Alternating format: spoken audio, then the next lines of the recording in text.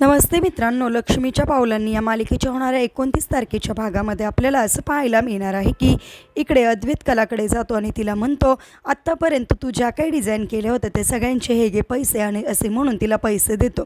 तर इकडे खरेंच्या घरी जो एजंट असतो, घर विकणारा, तो आलेला असतो आणि तो एजंट तिथे असणाऱ्या तिच्या आईला आणि वडिलांना असं म्हणतो की हे जर तुमच्याकडे मुलगा असता तर तुम्हाला हे घर विकण्याची वेळच आली नसती। त्या क्षणी तिथे कला येते आणि कला म्हणते, मुलगाच का, मुलगी नाही करू शकत का? काही झालं तरी आम्हालाही आमचं घर विकायचं नाही।